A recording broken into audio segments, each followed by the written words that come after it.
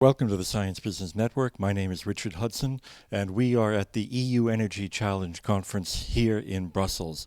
I'm joined by David Eyton, the Group Head of Technology of BP. Europe has a particular character of challenge. It's not the same as America or China or anywhere else. So it has particular challenges. It's quite difficult. It doesn't have a massive endowment of, say, hydrocarbon resources. It needs something else in order to satisfy its needs. And so the answer to your question is, can technology fill the gap? It can play a part. Give me an example of a technology that you think really can make a difference in the future on the carbon effect and the efficiency overall of oil and gas. Yeah.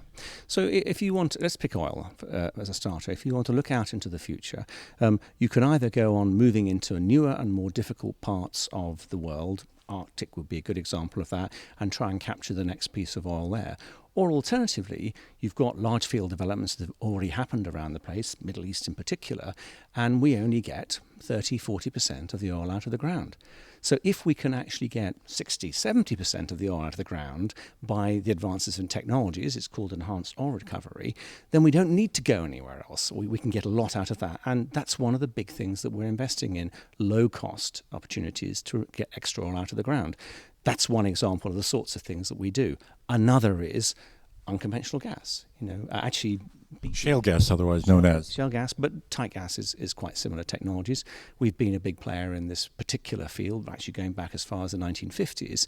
And this is something we're investing heavily in, the ability to better and better extract gas, in particular from shales or tight rocks around the world. So that's more efficient extraction. Yeah. But are there technologies for energy efficiency and the consumption and the rest that Absolutely. The result could be a lower footprint for carbon dioxide? Absolutely. The performance of engines has improved by something like 2% per annum over the last decade through better fuels, better lubricants, those are things that we produce, and better engines. In fact, actually over this period when lots of people were hoping that, for example, electrification would improve significantly and to get advantage over the internal combustion engine, what's happened is the goalposts, if you like, have moved over that period. The internal combustion engine has also improved significantly, and we have been playing our part in that. The last technology you mentioned was biofuels. Mm-hmm. What are you doing on that?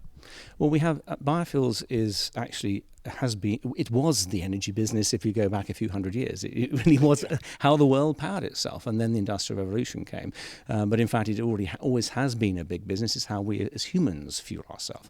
But we have a big business in Brazil. It's one of the best places on this earth to grow biomass. It's extraordinary the rate at which it grows. And in fact, turning that into a transportation fuel is a business that doesn't require major subsidies like you have under the RFS, for example, in America.